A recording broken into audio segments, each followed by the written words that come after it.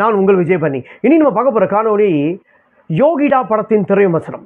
இந்த திரைப்படம் வேசரபாடி நடந்த உண்மை சம்பவத்தை தான் படமாக்கியிருக்காரு டைரக்டர். இந்த திரைப்படத்தை பார்த்ததுக்கப்புறம் மீண்டும் ஒரு விஜய் சாந்தியா அப்படி தான் எல்லாம் நினைக்க தோணுது. நான் மட்டும் இல்லைங்க, இந்த படத்தை பார்த்தவங்க அத்தனை பேருமே மறுபடியும் இன்னொன்று விஜய் சாந்தி வந்துட்டாங்க அப்படின்ட்டாங்க. இந்த படத்தோட கதை என்னன்னு பார்க்கறதுக்கு முன்னாடி பண்ணுங்கள், லைக் பண்ணுங்கள், ஷேர் பண்ணுங்கள். வாங்க பார்க்கலாம்.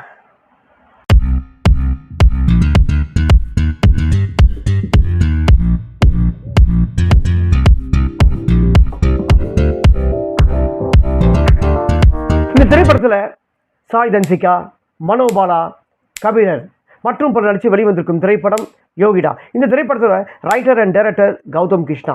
இந்த திரைப்படத்தோட தயாரிப்பு செந்தில்குமார். இந்த படத்தோட இசை தீபக் தேவ். இந்த திரைப்படம் வேசரபாடி நடந்த உண்மை சம்பவத்தை தான் டைரக்டர் படமாக்கியிருக்காரு. அதாவது வேசரபாடியில் உண்மையிலே ஒரு ரவுடி இருந்தார்.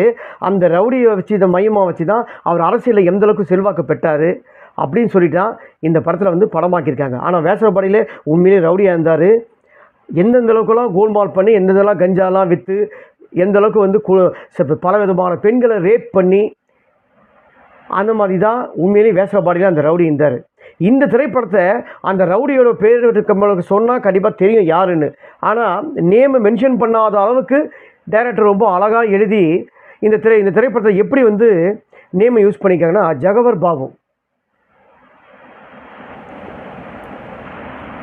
பாபுன்னு சொல்லிட்டு இந்த திரைப்படத்தில் 100க்கு 300 தடவை ஜவஹர் பாபு இல்லைன்னா ஒன்றும் பண்ண முடியாது, ஏரியாவில் அவர் எடுத்துகிட்டு ஒன்றும் பண்ண முடியாது, நடுங்குது, ஜவஹர் பாபு பேரை கேட்டாவே நடுங்குறாங்க அப்படின்னு சொல்லிட்டு தான் நான் இப்போ யாருமே அவர் எதிர்க்கிறதுக்கு வரவே மாட்ட முடியாது. ஏன்னா அந்தளவுக்கு அவர் பெரிய ரவுடி.